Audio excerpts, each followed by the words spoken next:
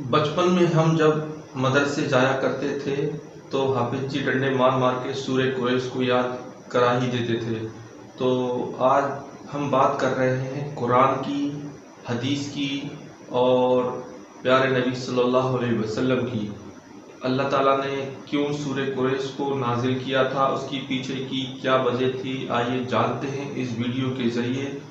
تو ویڈیو شروع کرنے سے پہلے آپ سے گزارش ہے کہ اگر آپ ہمارے چینل پر نئے ہیں تو پلیز میرے چینل کو سبسکرائب کر دیجیے، بیل بٹن کو ضرور دبائیں جس سے آنے والے ویڈیو آپ تک پہنچے، اور ویڈیو پسند آیا تو لائک کریں، دوستوں کو شیئر ضرور کرنا نہ بھولیں، اور کومنٹ میں اللہ اکبر لکھنا نہ بھولیں۔ تو چلیے شروع کرتے ہیں پیارا سا یہ ویڈیو جس کا عنوان ہے سورہ قریش۔ تو شروع کرتے ہیں، لیٹس بگن۔ یہ بات ہے قرآن۔ کہاں ہے محمد کا وہ اللہ جسے کسی نے نہیں دیکھا، جو ہمارے خداؤں کے سامنے کھڑے ہونے کی جرت کر سکے؟ یہ بات ہے نبی پاک کے پردادا ہاشم۔ مکہ والو، میں ہوں ہاشم عبد مناف کا بیٹا، اور ہم اللہ کے گھر کے محافظ ہیں۔ بالکل صحیح کہا، ہم اللہ کے گھر کے رکھوالے ہیں۔ کسی میں ہمت نہیں ہمارے قافلے کو روکنے کی۔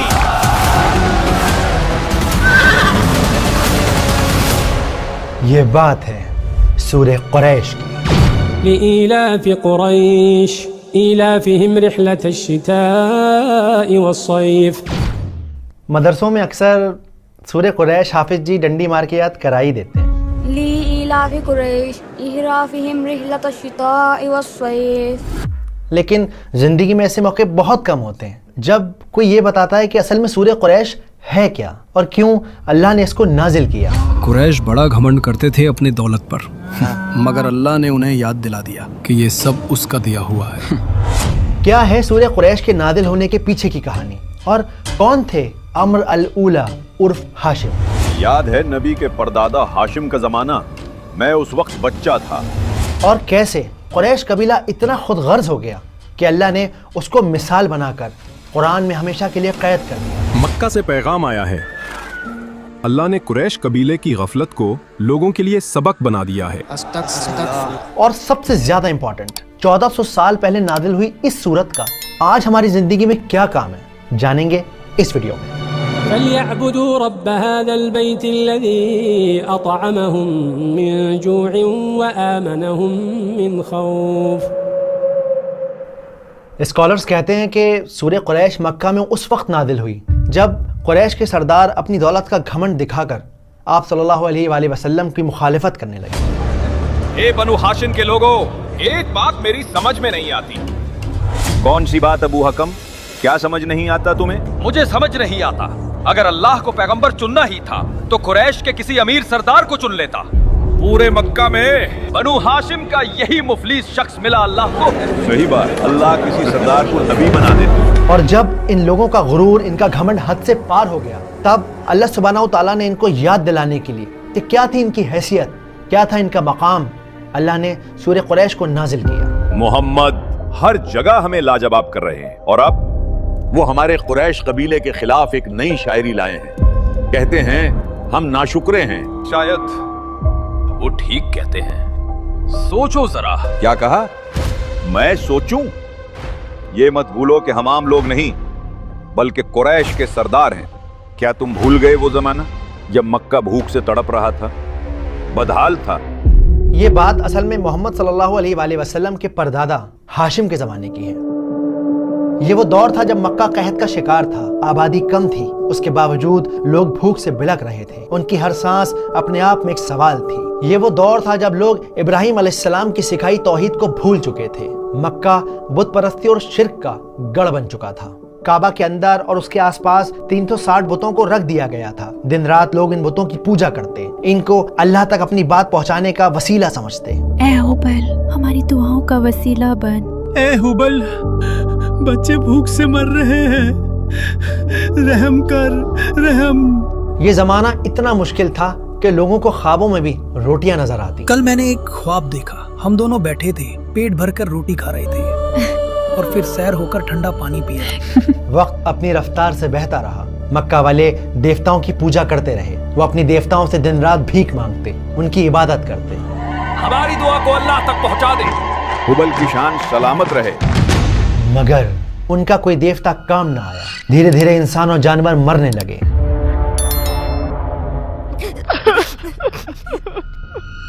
और फिर एक उम्मीद जगी, एक आवाज उठी। अरे ये कौन है? अब्दुल हाशिम, काबा के सरदार आ रहे हैं।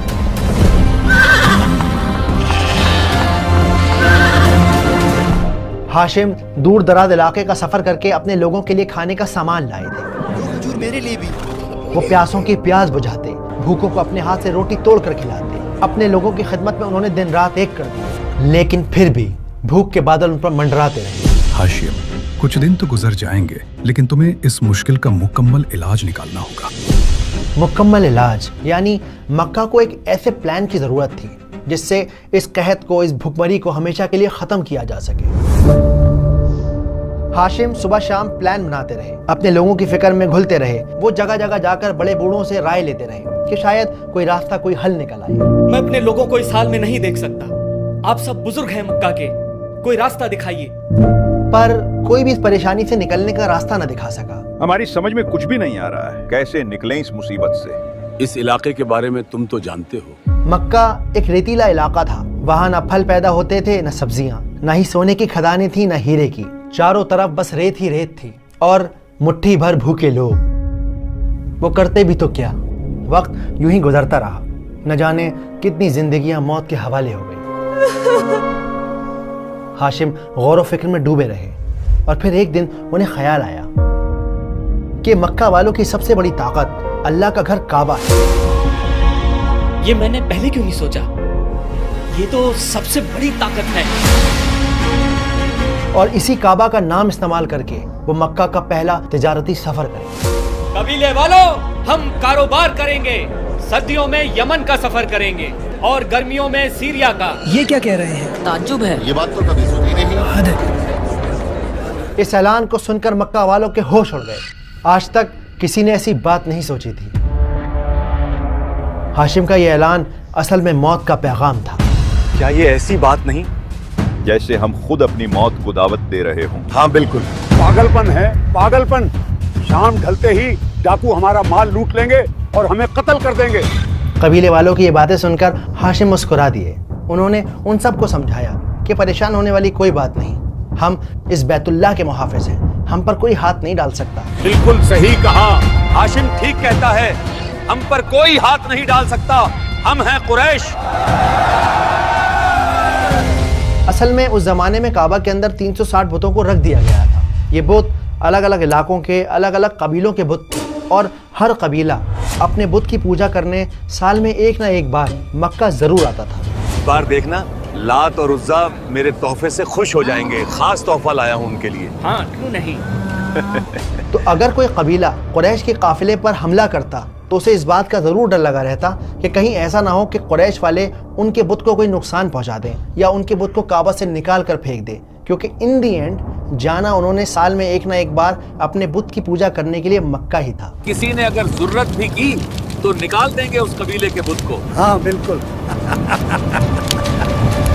और जब ये बात सबको समझ में आ गई तो कुछ ही दिनों में सफर की तैयारी कर ली गई। सफर लंबा है मेरे बेटे।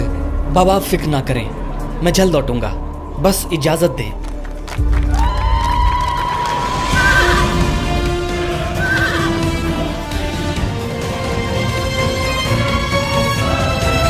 वो सर्दियों में यमन और गर्मियों में शाम की तरफ जाते और अगर रास्ते में उन्हें कोई डकैत मिल जाता तो वो उससे कह देते, नहीं जानते क्या, हम बैतुल्लाह के रखवाले हैं। ये बात सुनकर डकैत शर्मिंदगी और खौफ से सहम जाते। मुझसे बहुत बड़ी भूल हो गई, माफ कर दीजिए। कोई बात नहीं, लेकिन आगे से ख्याल रहे। बेखौफ होकर आगे बढ़ो, पूरी रफ्तार से।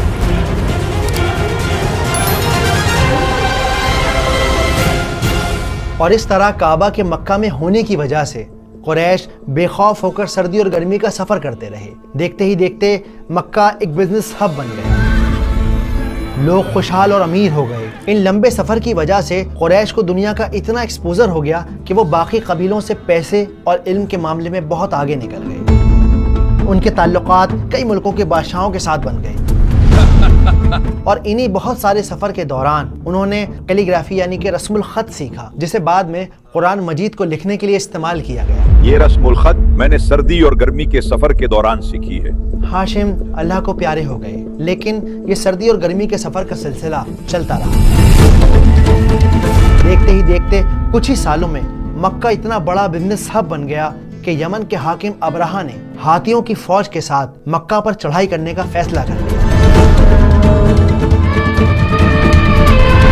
اس نے یہ ارادہ کر لیا کہ وہ اللہ کے گھر کو توڑ دے گا، کیونکہ وہ یہ چاہتا تھا کہ مکہ کی جگہ یمن بزنس کا مرکز بنے، بزنس کا سینٹر بنے۔ اور جب اللہ سبحانہ و تعالیٰ نے آپ صلی اللہ علیہ وآلہ وسلم کو نبوت کا حکم دیا تو یہی قریش اپنے پیسے کا زور دکھا کر ان کی مخالفت کرنے لگے۔ تب اللہ سبحانہ و تعالیٰ نے سورہ قریش کو نازل کیا تاکہ انہیں یہ یاد دلا سکے کہ وہ بھوک سے مر رہے تھے۔ تب اللہ تعالیٰ نے ان کو اپنے گھر کی وجہ سے اتنا بڑا مقام دیا، وہ اتنی عزت والے ہوئے۔ قریش والوں کا میرے دربار میں ہمیشہ استقبال ہے۔ یہ تھی سورہ قریش کے نازل ہونے کے پیچھے کی کہانی۔ ابو ہادی، ہمیں وہ سورہ تو سناؤ جو نبی پر نازل ہوئی ہے۔ بسم اللہ الرحمن الرحیم۔ لإيلاف قريش إيلافهم رحلة الشتاء والصيف فليعبدوا رب هذا البيت الذي أطعمهم من جوع وآمنهم من خوف۔ چلیے اب اس صورت کو سمجھتے ہیں سینیمیٹک انداز میں، آسان طریقے سے۔ تو دیکھیے، سب سے پہلے یہ سمجھنا بہت ضروری ہے کہ اس پوری صورت میں اللہ سبحانہ و تعالیٰ قریش سے بات نہیں کر رہے بلکہ قریش کی بات کر رہے ہیں، یعنی کہ تھرڈ پرسن میں بات ہو رہی ہے، جو کہ اپنے آپ میں ایک بہت بڑا اشارہ ہے کسی سے خفا ہونے کا، ناراض ہونے کا۔ جیسے اکثر ہوتا ہے نا، ہم کسی سے ناراض ہوتے ہیں تو ہم کیسے بات کرتے ہیں؟ ہم کسی اور سے کہتے ہیں کہ اس سے کہہ دو کہ میرے سامنے نہ آیا کرے، مجھے اس سے بات کرنا پسند نہیں۔ تو یہ تھرڈ پرسن میں بات کرنا ہوتا ہے۔ اسی طرح اللہ سبحانہ و تعالیٰ اس پوری صورت میں تھرڈ پرسن میں بات کر رہے ہیں۔ اب دوسرا پوائنٹ جو سمجھنے کا ہے وہ یہ ہے کہ یہاں پہ کسی ایک انسان کی بات نہیں ہو رہی ہے بلکہ یہاں پر پوری قوم کی بات ہو رہی ہے، قریش قبیلے کی بات ہو رہی ہے۔ اب کیونکہ پہلی اور دوسری آیتیں ایک دوسرے کے ساتھ بہت زیادہ کنیکٹڈ ہیں تو انہیں ایک ساتھ سمجھتے ہیں۔ لِإِيلَافِ قُرَيْشٍ إِيلَافِهِمْ رِحْلَةَ الشِّتَاءِ وَالصَّيْفِ، یعنی قریش بہت زیادہ مانوس ہو گئے، کمفرٹیبل ہو گئے، فیملیئر ہو گئے سردی اور گرمی کے سفر سے۔ یہ تو ہوئی ایک اوپری بات۔ اب ذرا آپ ہلکا سا اس کی گہرائی میں اگر آپ اتریں گے تو آپ دیکھیں گے کہ یہاں پر جو ایلاف کا لفظ ہے تو اس کا مطلب ہوتا ہے کسی چیز کی عادت ہو جانا، کسی چیز کے لیے عادی ہو جانا۔ جیسے سردی ہو یا گرمی ہو یا بارش ہو، ہمیں آفس جانے کی عادت ہو چکی ہے۔ جیسے رکشے والے کو 10 لوگوں کو بٹھا کے رکشہ کھینچنے کی عادت ہو چکی ہے۔ جیسے نان بائی کو، روٹی بنانے والے کو دن میں ہزاروں روٹی بنانے کی عادت ہو چکی ہے، بالکل اسی طرح یہاں پہ یہ بات کی جا رہی ہے کہ عادت ہو گئی قریش کو سردی اور گرمی کے سفر کی۔ ٹھیک، اب ایک ہی بات کو 2 بار دہرایا جا رہا ہے، عادت ہو گئی، عادت ہو گئی۔ عبدل میرے بھائی، کس قدر سردی ہے، مگر ان سفروں کا اپنا ہی مزہ ہے۔ اصل میں ہمیں عادت ہو گئی ہے۔ جب آپ اس میں لام کو دیکھیں گے، جو سٹارٹنگ میں یہاں پہ لام استعمال کیا گیا ہے، اس کے 2 مطلب ہوتے ہیں۔ پہلا مطلب تو یہ ہے کہ بڑا تعجب کا اظہار کیا جا رہا ہے۔ اللہ تعالیٰ تعجب کر کے کہہ رہے ہیں کہ تعجب ہے، اتنی عادت ہو گئی کہ وہ اللہ کو ہی بھول گئے، پہلی بات۔ اور اس کا دوسرا مطلب کیا بنتا ہے؟ عادت ہو گئی قریش کو سردی اور گرمی کے سفر کی، اس وجہ سے انہیں کیا کرنا چاہیے تھا کہ وہ اپنے رب کی عبادت کرتے یا کریں جو اس گھر کا مالک ہے، کعبہ کا مالک ہے، بیت اللہ کا مالک ہے۔ تو جب ہم اس آیت کے اوپر غور کرتے ہیں تو ہم دیکھتے ہیں کہ رحلہ کا مطلب ہوتا ہے سفر، اور شتا یعنی کہ ٹھنڈ۔ اب سوچنے کی بات یہ ہے کہ یہاں پر اللہ تعالیٰ نے یہ کیوں کہا کہ ٹھنڈ اور گرمی کے سفر کی عادت ہو گئی؟ اللہ یہ بھی کہہ سکتے تھے کہ گرمی اور سردی کے سفر کی عادت ہو گئی، لیکن یہی کیوں کہا جا رہا ہے کہ سردی اور گرمی کے سفر کی عادت ہو گئی؟ ہم پر سردیاں آسان ہیں۔ بے خوف ہو کر آگے بڑھو پوری رفتار سے۔ تو یہاں سمجھنے والی بڑی مزیدار بات یہ ہے کہ سردیوں میں نا اکثر دن چھوٹے ہوتے ہیں، راتیں لمبی ہوتی ہیں، بہت ساری سبزیاں، بہت ساری فصلیں اگتی نہیں، اکثر کئی لوگوں کے کام ٹھنڈے پڑ جاتے ہیں، چوری چکاری کا خطرہ بھی بہت بڑھ جاتا ہے۔ تو سردیاں اتنا مشکل وقت ہوتا ہے، لیکن اس میں بھی اللہ سبحانہ و تعالیٰ نے تمہیں حفاظت میں رکھا، ہر خوف سے محفوظ رکھا، تمہیں روزگار دیا۔ اس وجہ سے انہیں کیا کرنا چاہیے تھا؟ جس کا جواب اللہ تعالیٰ तीसरी आयत में देते हैं फलियअबुदू रब्ब हाज़ल बैत, तुम्हें चाहिए था कि अपने रब की इबादत करते, उस रब की इबादत करते जिसका ये काबा है। जैसा कि मैंने आपको पहले ही बताया कि वो मक्का से यमन और यमन से शाम का सफ़र किया करते थे, जो सफ़र मुश्किल था, डकैती का भी डर था, लेकिन क्योंकि वो रास्तों में नाम ले लिया करते थे। नहीं जानते क्या हम बैतुल्लाह के रखवाले हैं कि भाई हम तो बैतुल्लाह वाले हैं, हम तो अल्लाह के घर के मुहाफ़िज़ हैं, तो कभी कोई उन्हें परेशान नहीं करता था। इसलिए उन्हें चाहिए था कि अल्लाह के घर की इबादत करते, अल्लाह की इबादत करते, ना कि बुत परस्ती करते। हमारी दुआ को अल्लाह तक पहुंचा दे, हुबल की शान सलामत रहे। अब यहाँ पे जो फे का इस्तेमाल किया गया है वो इस बात पर जोर दे रहा है कि वैसे तो अल्लाह ताला ने बंदे को बेइंतहा नेमतों से नवाजा हुआ है, सांस आ रही है, जा रही है, जिस्म अपना काम कर रहा है, लेकिन चलो कोई बात नहीं, तुम नाशुक्रे हो गए तो हो गए, कोई नहीं, पर कम से कम इस नेमत को तो याद रखते। ये नेमत जिसका तुम नाम ले लेके बार बार सफ़र किया करते थे, ये फ़ा इस बात को ज़ाहिर करता है। अब जब अगली बार आप नमाज में पढ़ें, इस आयत को रिसाइट करें, सूरत को रिसाइट करें, तो याद रखिए कि ये कोई मज़े की बात नहीं हो रही, ये एक हैवी बात की जा रही है, एक फेवर अल्लाह ताला याद दिला रहे हैं। तो ऐसे नहीं कि लीला फी कुरैश, ना ना ना ना ना, आपको इसे ज़ोर से और ज़ोर लगा के महसूस करके पढ़ना है कि इसमें एक वज़नदार बात हो रही है।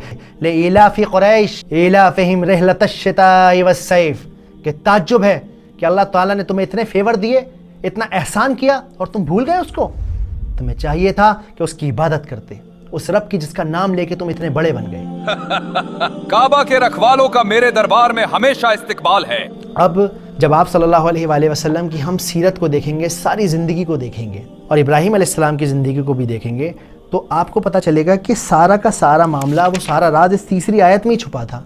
आप सल्लल्लाहु अलैहि वसल्लम ने सारी ज़िंदगी लगा दी कि बंदा अपने रब की इबादत करे, एक तौहीद पे रहे, एक रब की इबादत करे, कहीं पीर फ़कीर बाबाओं के चक्कर में ना पड़े, कहीं जाकर धागे ना बंधवाए, कहीं और जाके मन्नतें ना मांगे, किसी और को अपना वसीला ना समझे। ये तो कुरैश का तरीक़ा है, अल्लाह और बंदे के दरमियान और कोई नहीं, बंदे को हाथ फैलाने, अपने रब से दुआ मांगनी है, बीच में ये सोचना ही नहीं कि मेरी बात रब तक कैसे पहुँचेगी। वो रब का बनाया हुआ बंदा है तो उसकी बात रब तक पहुँचेगी ही पहुँचेगी।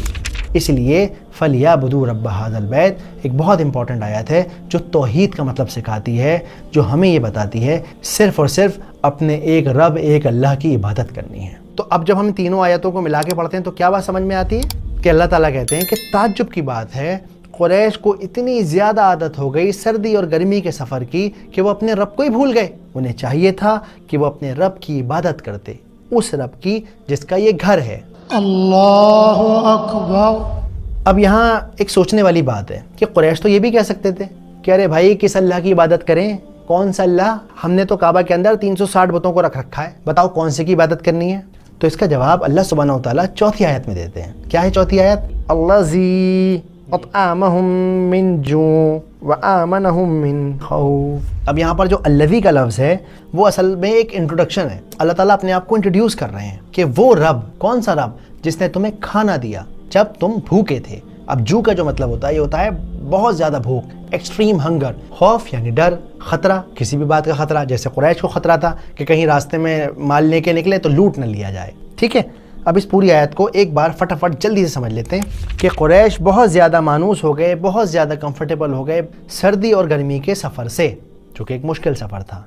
तो उन्हें चाहिए था कि वो अपने रब की इबादत करते, वो रब जिसने उन्हें खाना दिया जब वो भूख से तड़प रहे थे, वो रब जिसने उन्हें सेफ्टी दी जब वो बहुत ज़्यादा ख़तरे में थे। बच्चे भूख से मर रहे हैं, रहम कर, रहम।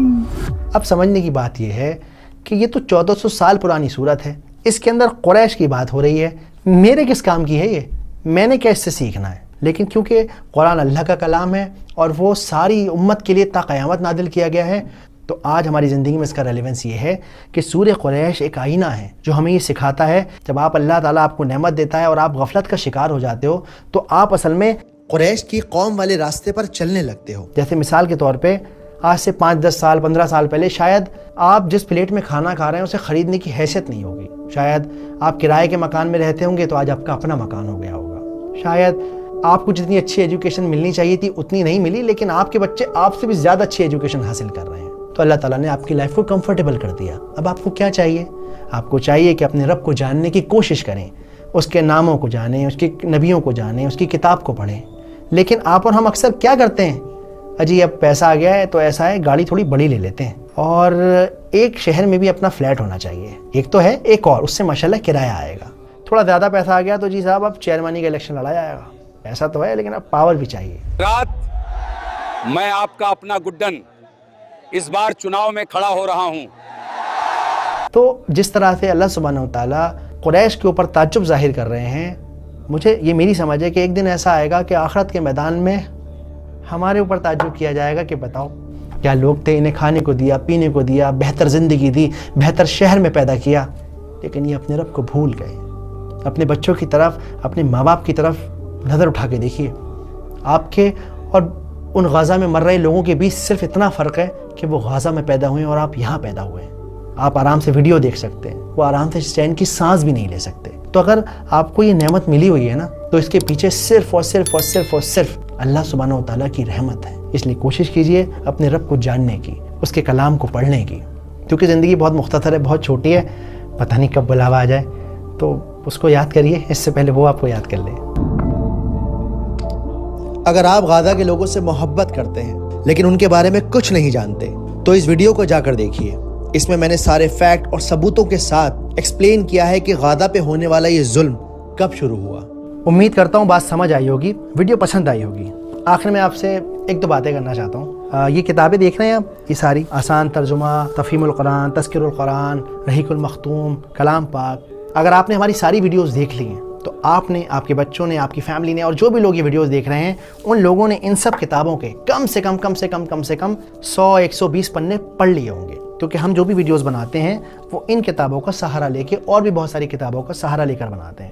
میرا یہ مقصد ہے کہ ہم قرآن کو اتنا مزیدار اور اتنا آسان بنا دیں کہ ہماری نسلیں, ہماری آنے والے بچے اسے بڑے آسان طریقے سے سمجھ سکیں. میڈیا کی پاور کا ہم سب کو اندازہ ہے, ہم سب جانتے ہیں کہ میڈیا کیا کیا کر سکتا ہے, لیکن اس کے باوجود کیوں نہیں ہے ہماری اپنی میڈیا پریزنس؟ کیونکہ ہم ابھی تک انہی مسئلوں میں پڑے ہوئے ہیں. ارے فلانی چیز صحیح نہیں ہے, فلانی چیز خراب نہیں ہے.